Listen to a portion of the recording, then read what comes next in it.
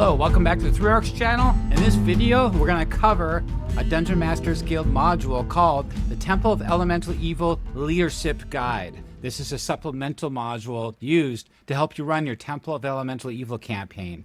Now, this version of the Temple of Elemental Evil is more like a sandbox campaign that you run more than just from the pages of the module, but you include the entire land and area around the module to bring it to life into this more of a sandbox open campaign that involves all the activities of the Temple of Elemental Evil, their cultists and their agents and their leaders. Also, their collaborative agents out there too, and organizations, bugbear tribes, hill giant, orc, and Nulb tribes. Basically, all the monsters you find in the dungeon had to come from somewhere, and they've been recruited or taken from nearby tribes in the area, usually in the Lortmild Mountains, the Cron Hills, the Gnarly Forest, or Welkwood. Not only is Nulb fully flushed out with 55 locations and village of Hommlet, but the surrounding villages in the Viscounty of Verbank and the Gnarly Forest and Cron Hills, including the Greenway Valley where all the gnome settlements are. So much like the village of Hommlet, everything's been fully keyed, all the shops and NPCs and all the organizations and the guards and the leaders.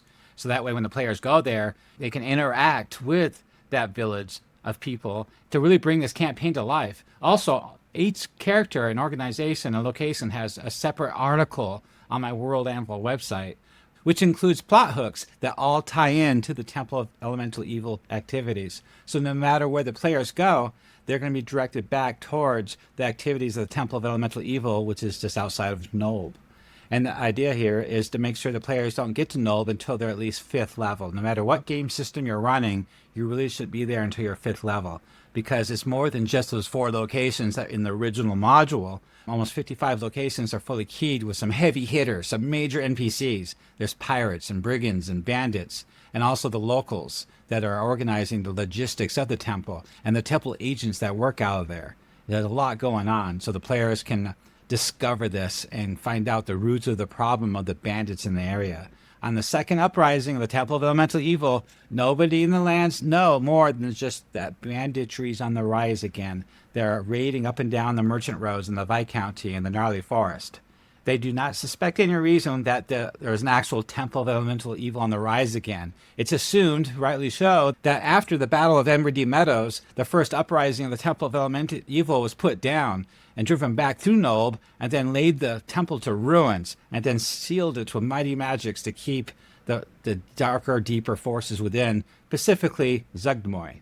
The powers that be, like the Circle of Eight or other notable figures in the world of Greyhawk, they can monitor these wards and see that they have not been disturbed. So there's no reason to suspect that there's any actual regrowth of the Temple of Elemental Evil. Any kind of bandit, brigand, pirate activity is more of a local problem. That's for the local constable to solve, or the mounted borderers on patrol. The Circle of Eight doesn't have to show up for that. Of course, leaders of Valuna and Thurondi suspect things might be going on, so that's why they sent their own agents there to check it out, to investigate. That would be Canonus Yode and Otis, the blacksmith. And they're there at the beginning in their research, in their investigation to find out what's really going on. But it's the players that are the catalyst to all this. You can't have NPCs doing everything for the players in the campaign. You got to really make sure the players are the ones that respond and investigate and find out what's going on. So basically, as a dungeon master, you really need to know what's going on in the campaign with all the leaders of the Temple of Elemental Evil and who they work with, who they collaborate with, including the nobles in Verbank and Divers. That way, you'll know, that way, with that information at hand at your fingertips, you can actually run this campaign more like Game of Thrones meets Temple of the Elemental Evil. Now I'm going to go ahead and review this module I have for sale on the DM's Guild of this interpretation of the world of Greyhawk and the Temple of Elemental Evil as written by Gary Gygax and Frank Mencher. Now, the thing is I try to stick to canon as close as possible. This is not my campaign that I imagined, like so many other dungeon masters out there. I have nothing against that. Yeah, you should.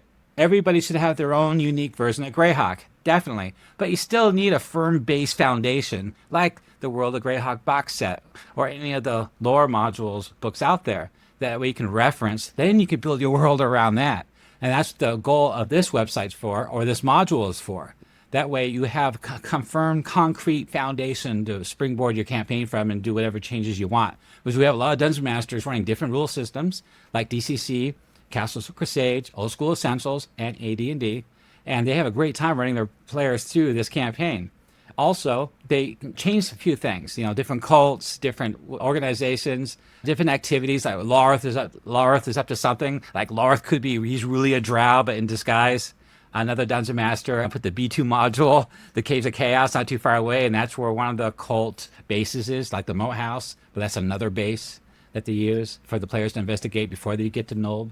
There's a lot of things. One Dungeon Master actually added a Spelljammer campaign to his Temple of Elemental Evil campaign, where the players came in on their skyboat, and then they dropped off into this campaign. So there's so many ways you can make this your own.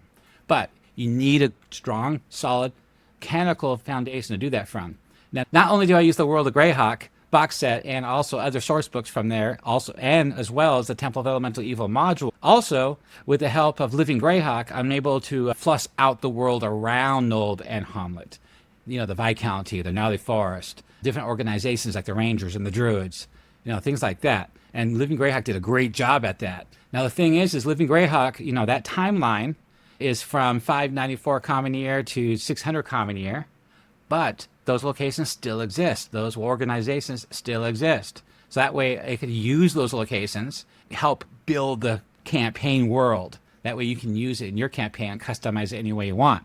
Also, another thing I'm going to point out, just like in any module, you're the Dungeon Master, so you can pick and choose what you want. Just because there's 55 locations doesn't mean you have to use all of them, but just in case, you never know what the players are going to do, it's there for your use. That way, if they will happen to walk into that farm and start asking questions, at least you have that to lean on, because it's all well written and connected to all the activities and other NPCs and politics in the area.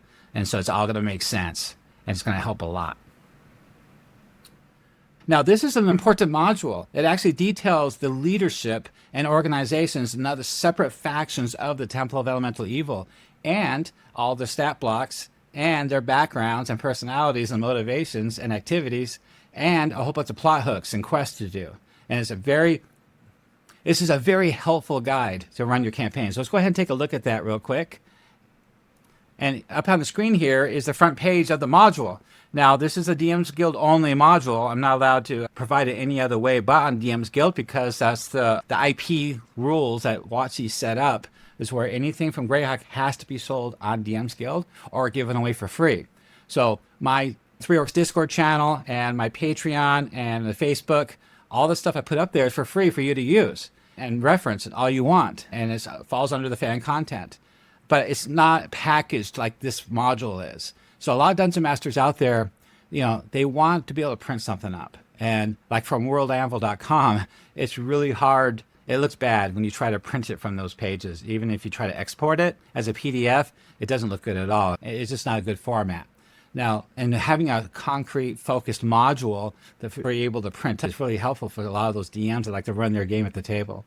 Also, it gives me the opportunity to rewrite and revisit a lot of the information of these characters and organizations and locations to do a better job of cleaning it up. But every time you go through something, you spot something you can do better. If I ever get feedback on this module, the number of things that I might have misquoted or got any information wrong or misspellings, I'll go ahead and update the module. So if anybody buys it, they can actually download it again for free, the newest version. And I always put the version number in the module. So this is the front page. And as you can see, it's an organization and quest and logistics version 2.0. This is the cult of the elemental evil icons that I created. It's one version of them that I created, depending on who you are as a dungeon master and the kind of campaign you run. I think this looks really good and useful for like putting symbols on like magic items or clothing or on a door. Some kind of symbol to mark the ownership of whatever that is. I think it's pretty cool. That way you can add more immersion to the campaign in connection to the temple activities. So this is based on the Temple of Elemental Evil by Gary Gygax. Frank Mencher wrote it. And it expands upon the temple leadership of the module. And it's inspired by decades of Dungeons & Dragons lore. I've been playing for over 40 years. I used to work with TSR.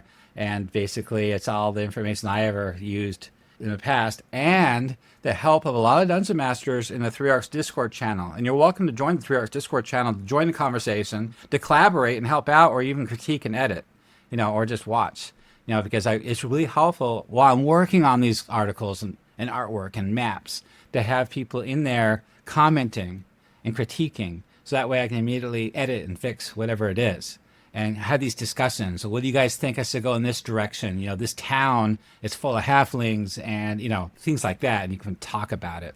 Also, they talk about different ways of using the rule systems or running the campaign. So I added a table of contents, and it's all linkable. So you click on any of these, it'll take you right there to that page, which is nice and helpful. And every page has a return link to take you back here. So that way it can help you navigate.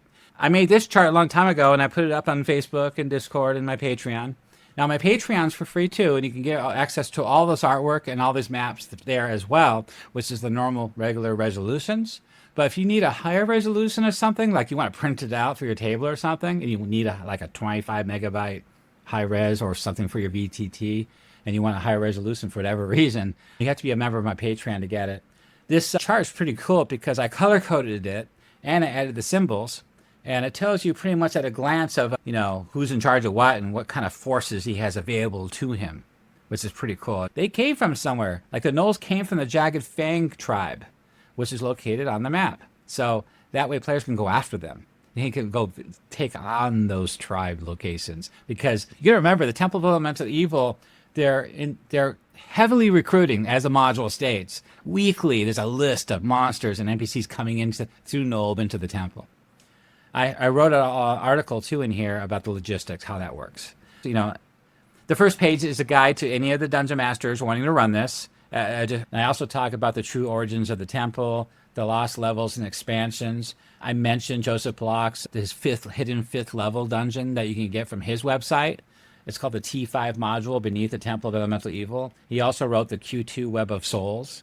So I kept all that information in mind while developing this. That way you can run it all together. Why does this matter for the Dungeon Master? I make a list of things that's logical and laid out. Also on my website is a new image of each god and their holy symbol. Because not all gods are represented. There's no artwork for them or holy symbols. So that needed to be addressed day one. I've been working on this for 7 years. So that's all done. Also, I add a lot of dialogue and quotes too. I custom write this up for the module, for the location, for the NPC to help bring it to life. I also explain what the cult of the elemental god is.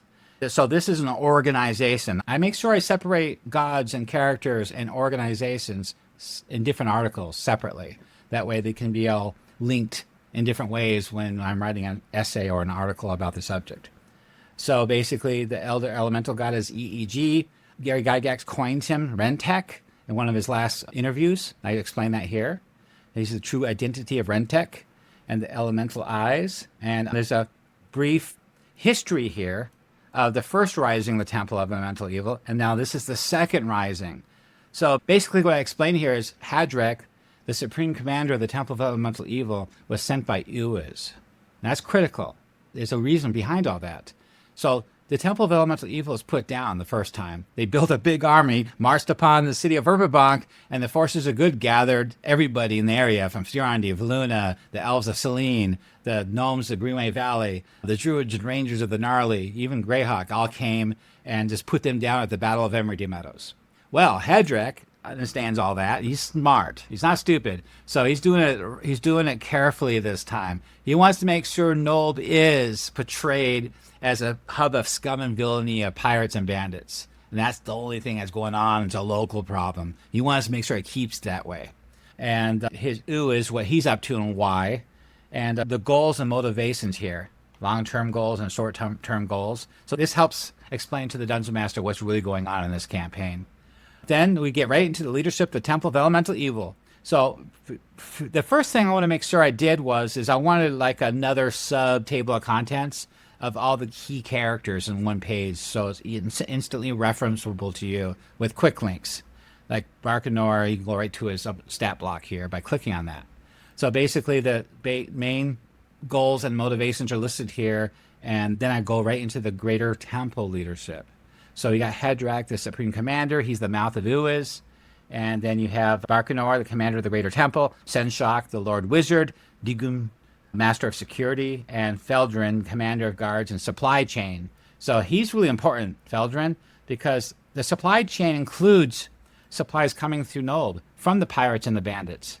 That's a key thing. That's an activity that the players can investigate and act upon. That connects the campaign together, gives something for the players to look at and something to do and engage with. And I go into quite a bit of detail about that. So then Felrith, he's got the Orb of the Golden Death. That's the key to opening up the prison to Zugmoy, right? Smigmal, she's an assassin, and she rules the bandits in the top broken tower up top.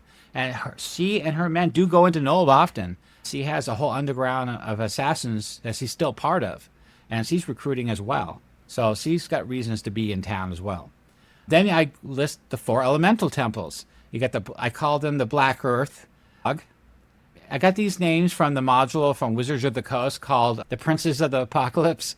I thought that was really good names to call their separate cults. I thought that was really cool. And they sell that module also as well on the DM's Guild. So then we have the Howling Hatred, which is Kelno, the Air Temple. And then the Eternal Flame is Alrrem, the Fire Temple. And at the top right is the Crushing Wave, Belsornig of the Water Temple. And then we talk about Iwe's influence with them. You know, Hedrack's role, the political struggles, their goals. And then I have another section about Loth and what she's up to and what she's doing and who she's working with. Valorant is one of her, he serves her, by the way. So there's a lot going on. So the first thing we tackle is the Greater Temple. So we go to the Greater Temple section, and I describe what the temple is, and then I go right into each of the characters. We start at the very top, the Supreme Commander, Hedrack. That's his artwork and his stat block right there. And everything you need to know about him, about history, personality, goals, strengths, weaknesses, his rivals, his politics, even quotes he would say to help you bring him to life. His appearance, as an agent of Iwe's and the Elder Elemental Eye, his relationship and allies. So then I go right into a list of all the characters he has a relationship with, which is really helpful to piece this stuff together. Because I know the original module talked about a little bit, but it focused specifically more on the lesser temples, you know, like the Fire Temple felt about the Earth Temple. Well, this pushes it even further to really bring this to life. So this is what he thinks about all these others and how he works with them. He also has some quotes here. I've added a quote from Gary Gygax here as well. Senshok, a whole section on him. Everything you need to know about him is here. His daily operations and his leadership. He's a master of arcane deception. His history, his ambitions, his political relationships. Everything and more you'd ever want to know about these characters right here. More than anybody ever published before. Barkanor, same thing. He's the commander of the temple troops. You know, all those giants and bugbears and gnolls and stuff. He's definitely somebody to contend with. He's one of the few leaders that does stay within the temple and hardly ever goes out. Just like Hedrack hardly ever leaves either. But the rest go out a lot. Digum, the commander of the temple guards, same thing. He's a half-elf, and he's pretty evil. And he's got a background, his political relationships, how he thinks about everybody. He's responsible for recruiting of the Blackthorn tribe. I got the Blackthorn tribe orcs taking over the ancient Sul temple, the ancient dungeon just east of the Fens of Tor. He recruited them to do that. They're investigating those. That's another module that I've made on my website that you're welcome to start your campaign with, called Noble Ambitions. That's a great module. I always start the campaign with that. Starting the players in the temple, starting the players at the city of Urbabank, and then they go to this location as their first dungeon, and by the time they get down to Hommlet, they're second level. That's how I do it. So next is Feldrin, the temple guards. He's really interactive here. He's got a lot going on. And Felrinth, he's got the keeper of the Orb of the Golden Death. So you have to deal with him to get the orb. And there he is with his closet familiar. And then his role and his loyalties. So a lot of details about that to help you bring him to life. Smigmal, this is one of the few times I actually started another character on a half page. I try to keep each topic, each character, each location on a page. I got that idea from Old School Essentials, so it's easily referenceable at the table. But when I came to Rome, I decided to start her there because she had a lot of information. So she looks pretty good. She's got this hat of disguise. She looks like a noble elf woman when she goes out, and that's her normal. That's what she looks like normally, and then that's her disguise face. And she's got her stat block here with her background. her role in the temple and her relationships. It goes in quite deep, and I added a whole bunch of quotes of what she says, how she thinks, her personality. Lucius is somebody I made up. So I saw a need. I don't make anything up or add anything unless it's really needed, and I make sure it's not covered in the canonical lore. So the problem to a solution is having a temple agent career. Now, he didn't come out of thin air. Actually, he's that guy that's at the bottom of the Inn of the Welcome Wents, and he's throwing a rock up against the window to wake up Zert, that mercenary, human mercenary. He throws a rock up in his panel, and a player sleeping in the next room could hear this and look out his window and see that those two are talking. So this is a temple agent, and he's giving orders to Zert.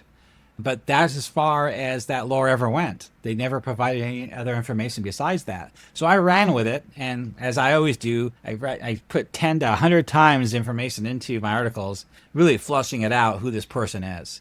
And I figured you need a guy with the boots on the ground, communique, directing operations and orders from the Greater Temple to the rest of the agents out in the field. You need somebody that can go there in person. He also in charge of recruitment too. So he recruits, he organizes, he runs operations. This is what this guy is. And he's pretty evil. Evil as they come, as you can see from the picture on the screen here.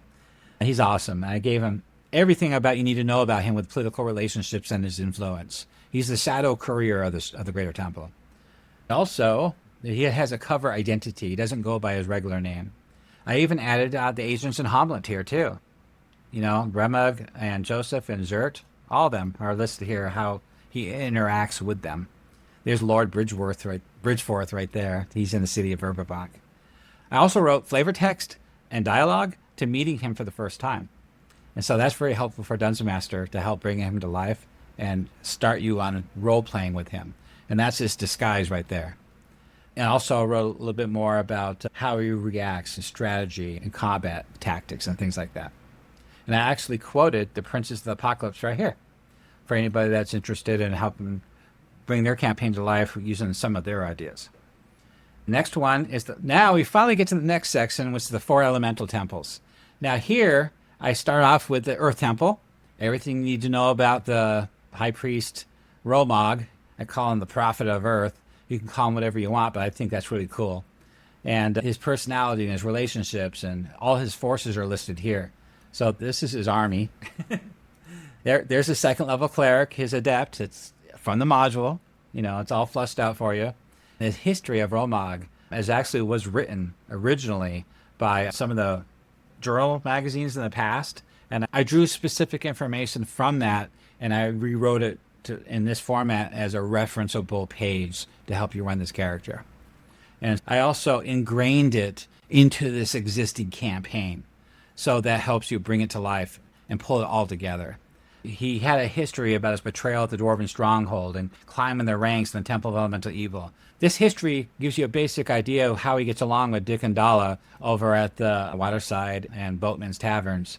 And also his political relationships are all listed here for all the other officers there at the Temple of Elemental Evil. Everything you need to know. I also added little quotes here, what he thinks of each of them. It was just pretty neat. And so we keep going to the next page of his relationship with all the other leaders, Shenshak and Barkanor and Feldrin, his tactics and strategy. So that covers that character. Next article, the next page is Kelno, the High Priest of the Air Temple. Everything you need to know about him and his personality and background and his roles and his political relationships. Then the next one is Alrrem, the Prefect, Chief Cleric of the Fire Temple. Same thing, everything you need to know about him, including his forces at his command, which is all part of that chart previously. His history and background too. I even included his history with his brother Alrrem in one of the elemental nodes. I did my research. I made sure I included everything here. So Alrrem and the priest Wenta served alongside him, the 2 siblings, lured by Hedrack, all that's here. Everything you need to know about this character. His betrayal of Alrrem, his personality and motives, and his relationship with all the other characters. This is pretty in-depth stuff. I gave 4 to 5 or 6 pages per character in this module. Canon Belsornig of the Water Temple. There's a lot going on with him. He has a lot of agents in Nulb. And one of his biggest agent is Captain Nulb, the pirate captain that docks in Nulb often and stays at the Boatman's Tavern. So you got a lot going on here, and that's all described here as well. Get past him is another character I had to make up. So this character, he's the commander. He's at the hunting cottage. So in the module, it's written that it's hidden in the forest, just so many yards away from the temple ruins.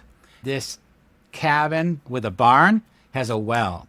And at the bottom of that well is a secret tunnel going to room 335 of the Temple of Elemental Evil. So basically, if Hedrack wants to escape notice of supplies and recruitment getting into the temple, they would be using this secret tunnel. They would not be bringing the stuff through the top. It would be too noticeable. So they keep that to a minimum. That way their activities will become undetected by the forces of good. And that's what Otis and Candice Uday is trying to figure out.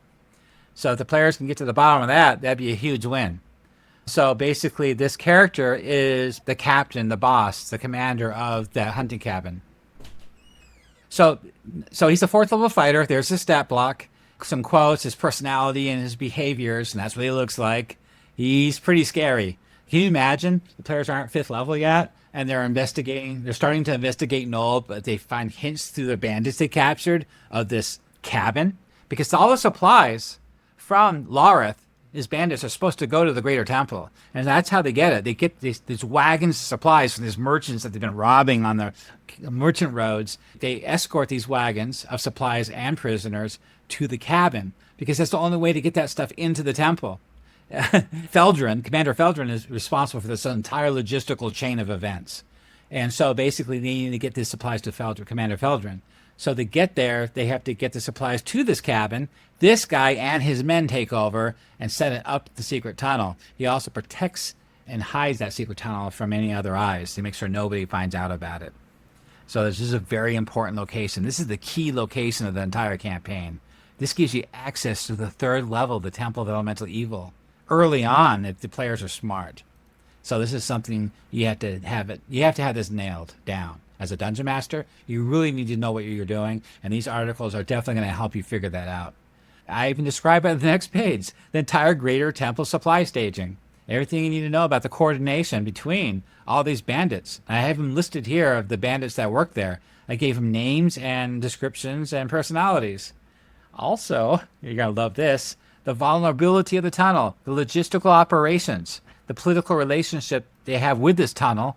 And the best thing here was I recently added is this new map I made. Now this new map, as you can see, if you look close enough, you can get the bigger version of this off the website too if you want to print it up. But you see the cabin to the north there? They call it the hunting cabin. You see that tunnel system? That's the secret tunnel. And that goes all the way to room 335 right there. There's a secret tunnel going to the Broken Tower. There's a secret tunnel going to room 335. And then there's the oval cavern in the middle. And as a dungeon master, you could put something really cool there. I'd think about that one if I was you. The logistics, the leadership, their troops. This is how they access the temple through this system right here. So the next page is the hunting cabin itself. Everything you need to know about the location. I suggested you put dire hounds there. I also talked about a natural cave outpost after you get into the tunnel. So technically, by the module, the secret tunnel is connected to the well. I also decided upon, you don't have to do this, but there's a cave also in the back, like 100 yards back behind the cabin, and it's protected by natural terrain and bush, and so they keep it disguised, hidden, camouflaged. Well, within that cave, natural cave entrance, is a few caverns, and that's where this bugbear's troop stays, and they got some goblin guards. They make sure that the transaction between the cottage and the Greater Temple goes through. You can't get past them unless you're a member of the Temple of Elemental Evil. You have to have one of those signals on your chest to get past them, or they'll attack you. Or another way to get past them, you can sneak past them. If you looked at that map earlier, the tunnel that comes from the well bypasses them. So it's possible to bypass that entire series of caverns to get to the secret tunnel. So I thought that would be a really cool add to this campaign to make it more dynamically interesting for the players. I also decided you probably want to put giant rats in the water well. So here's the VTT map. There's the water well right there. There's a screen. There's the natural cave. I made some more surrounding area of terrain in case there's probably going to be a battle here. You got like half a dozen or a dozen bandits here. And then you got a bunch of bugbears in there. You got the well, maybe dire hounds, whatever you want to put with the bandits. I thought Adding the stream would be a tactical thing on the map if you like wargaming. But it'd be useful because the players might try to sneak up and investigate and spy, scout out. The next part, a whole article about the Temple of Elemental Evil recruitment. So I took the recruitment section from the module and I expanded it to really explain things in detail. And everything you want to know about where they're coming from, who's doing it, and where it's going. It gets pretty involved. And there's Smigmal again in her elven lady disguise. That's not what she normally looks like. I talk about Boatman's Tavern. I talk about the Old Mayor's Manor. All the key characters here, all the temple leadership, what they're doing, how they're recruiting, and where. Also, the strategic recruitment in Nulb, the covert recruitment, the resource smuggling, the Boatman's Tavern, the hunting cabin, the hunting cottage, Captain Tolub, and Captain Vesric. He's a slaver captain from the Wild Coast. He's bringing slaves in from the Wild Coast. The ruined tower itself, things like that. Recruitment sources, the daily recruitment rates. This is a chart right here. This chart is directly from the module itself. I just formatted it better so it's easier to understand. The temple's growing threat as the campaign goes by. Monstrous recruitment. Who's responsible for it? Which tribe is involved? That helps a lot. I even talk about each of the tribes here too and where they're from and who they are. The next section finally is all the quests. And so this is a huge part of the module as well. There's a lot of quest activity here. Not only do I describe the quest as primary objectives and secondary objectives and quest hooks and crucial allies of potential informants, but I also include a lot of dialogue, a lot of flavor text and artwork. Act 1, Act 2, Act 3, and more artwork. That's my artwork of the Golden Death. I created an entire YouTube video.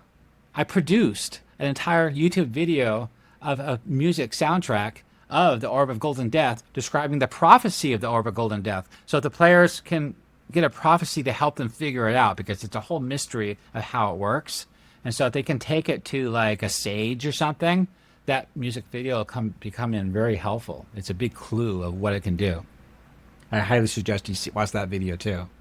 Valorant's Shadow. These are all quests with a lot of information on how to run that quest. His journal, Shadow the Ogre Warlord, from the Blackthorn tribe. Secondary objectives. Primary, going to the Blackthorn settlement. Sabotaging the supply chain. Next one, Chains of Command. This goes on and on and on. There's a lot of quests. I mean, you can really bring this campaign to life with all these things to do. This is more beyond just a module. It's not a dungeon slog anymore. These players, this is a 2-year campaign. They're going to be so busy before they even get into the temple. Seriously. Unless they're really good and they have some knowledge and they figure out things fast and get through that secret tunnel, bypassing everything into the temple, they'll really be overwhelmed if they're too low level once they get down to the 3rd level, but it's up to you though. I include Inn of the Welcome Wents quest, the smuggler's chain there. This is a cottage out in the fens next to the village, next to the Moathouse. So you got all those supplies at the bottom of the Moathouse, but then the supplies need to be moved out of the Moathouse to this cottage at the edge of those fens by the high road. And then from that cottage up the high road to the bridge of Nulb, through Nulb, and then to the cabin, and then through the secret tunnel. So there's a whole logistical path here that the players can investigate directly. And it'd be very interesting for them to figure this all out. See all this dialogue I wrote? That's for the Waterside Hostel in a late evening. And they come across people talking, having drinks, and introductions. And Dick talks to them. Dick Wrench's proposition. He's asking the players to do something. A Null ambush, power struggles. So it keeps going on. Romag talking to them. Look at this. More arguments, more dialogue. Reporting to different characters in town. Just following up on these proposals and things like that. There's Watt. So it just keeps going and going and finally get to the end. So this is a big module. I added this again sideways in case you wanted to print it up from the PDF. So it's a higher resolution for you. And then that's the end of it. Okay, that was huge. We finally got through this immense module. I'm pretty happy with it. It's just immensely valuable for you running the Temple of Elemental Evil as an open sandbox campaign, not just running the module from the pages as a dungeon slog. Because a lot of dungeon masters made that mistake in the 80s in the past, just running it from the pages as a slog, and players got kind of bored halfway through. I remember my players getting bored after the 3rd level because they never made it to the bottom. It's because they got bored of that room after room after room of just killing stuff. So you have to add more to the campaign than that. And so I decided that not only do I have to develop all these locations throughout the campaign world to bring it to life, like the village of Hommlet, but the leadership needed to be tackled too, and the recruitment and the logistics had to be well spelled out and developed, and that's what I did here. Did you enjoy video? Consider tossing support on my Patreon. It's best way to support orcs. If you would like to see more content, subscribe and post comments below. It better not be bad. Well, I hope you like this module that I created, and I hope you find it has high value for your campaign. You're welcome to join me on my Discord channel to help collaborate and talk about future developments of this campaign and pitch in even. And also, if you come to my Patreon, you can get all this stuff for free as well. But if you want the high resolution versions of the maps and artwork, you'll have to become a member. Well, I hope you like my video, and hopefully your players have a good time as much as mine have in the Temple of Elemental Evil.